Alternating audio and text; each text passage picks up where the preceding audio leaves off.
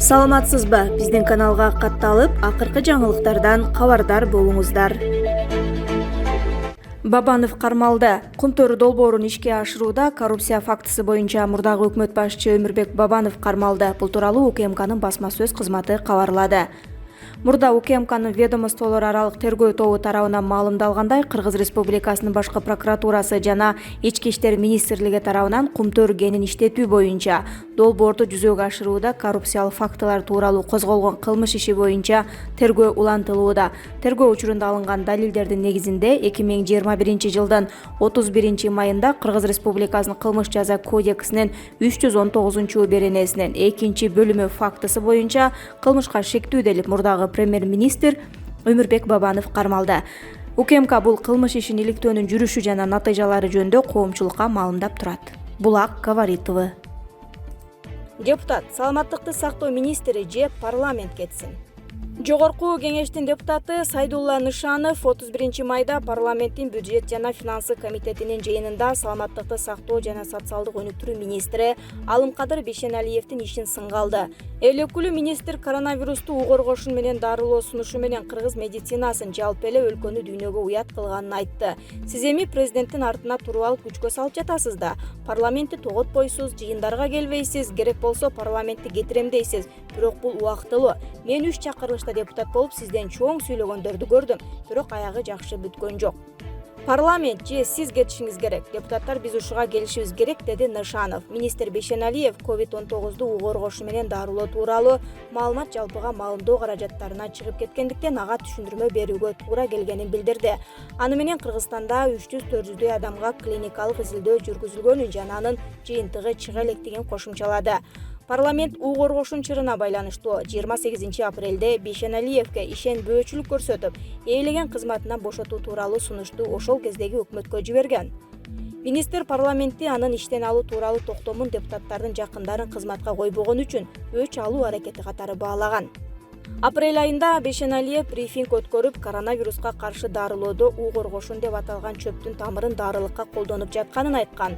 Ал журналисттердин алдында бул чөптүн тундурмасын ичип, анын зыянсыз экенин билдирген. Министр тундурманы президент Садыр Жапаров экөө даярдап, дарыгерлерге дарылоону үйрөтүп жатканын кошумчалаган.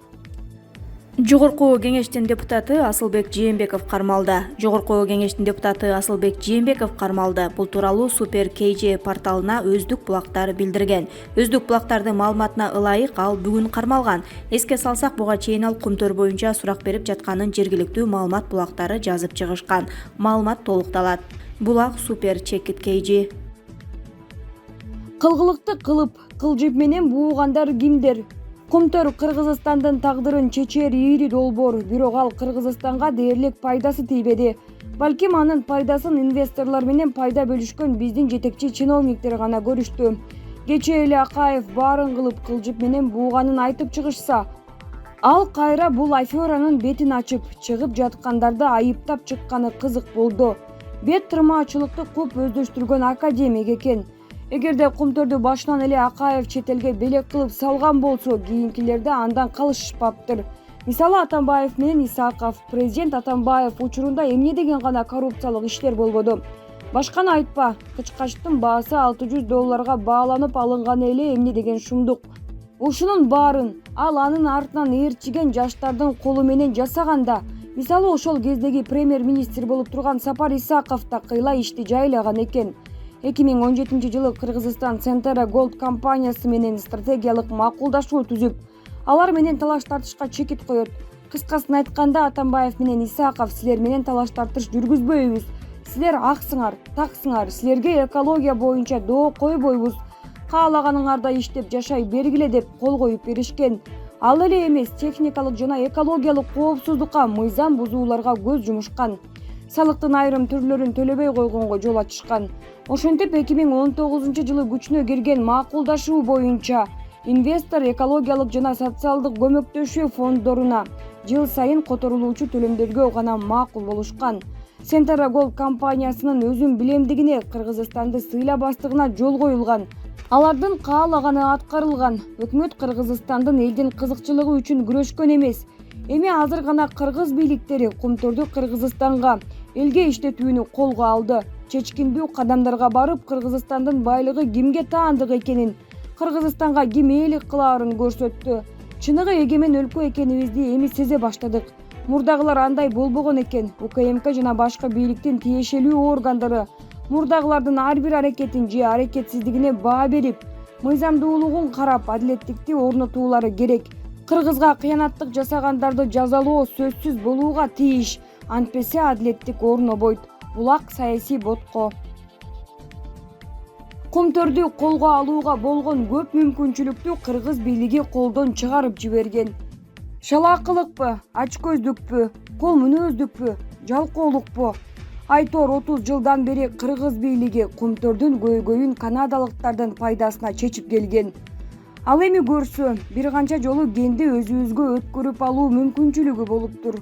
Бул боюнча МАМ комиссия жетектеген Акылбек Жапаров дагы кеңири айтып берген депутаттарга. Эң биринчи келишим боюнча 2003 жылы кумтөр кени Кыргызстанга өтмөк. Канадалык компания кумтөрдө иштеп баштаганда Кыргызстан 1993 жылы негизделген Кумтөр Operating компаниянын акцияларынын 67%-на ээ болгон. Муну менен бирге Канада тарап менен болгон макулдашуулар боюнча 1997 жылдан баштап Кыргызстанга компаниядагы 100% үлүштү өткөрүп берүү процесси башталышы керек болчу. Бирок муну болтурбаш үчүн канадалык компания долбоорду реструктуризация кылып Centera Golding түзүүнү сунуштайт. Кызыгы, жаңы макулдашуу боюнча Кыргызстан Кумтөр Operating компаниядагы 67% акциялардын ордуна Centera Golding'те болгону 33% алып калган. Кыргыз Республикасынын мындай төмөн үлүшүн негиздөө үчүн Centera Golding өкүлдөрү атайылап кумтөр кениндеги алтындын запастарынын көрсөткүчтөрүн азайтышкан. Ошону менен биздин ген канадалыктардын көзөмөлүндө калып калган. Аталган канадалык компания ошондой эле Рен АКШ генин жана Боро Монголия генин иштетип жүргөн. Алар дагы ал акыбалды таразага коюп, Кыргызстандын үлүшүн 33%-га түшүрүп салган. Ушул жерден бийлик генди алдырып ийген. Бирок ошентсе дагы кыргыз өкмөтү Centera'нын башкаруусун өз колуна алганга толук шарттар бар эле. Бири дагы кыргыз элинин жеринин келечегин ойлобой, өз жеке кызыкчылыгын жогору койгон, жеке баюуну гана көздөгөн. Мисалы, башка жол менен кетип, Centera'нын акцияларын акырындап сатып ала берсе, мыйзамдуу жол менен ген Кыргызстанга өтүп калмак. Ошентип бир канча мүмкүн болгон шанстарды Кыргызстан колунан чыгарып жиберген. Эми азыр пайда болгон мүмкүнчүлүктү колдон чыгарбашыбыз керек. Кумтөрдөгү бузуулар, экологияга тийгизген ийри зыян, мөңгүлөрдүн талкаланышы, Кыргызстандын улуттук кызыкчылыктарынын тепселиниши, ушунун баары бизге да, болочок инвесторлор менен иштешүүдө да сабак болушу керек. Булак Коом Чекит пресс.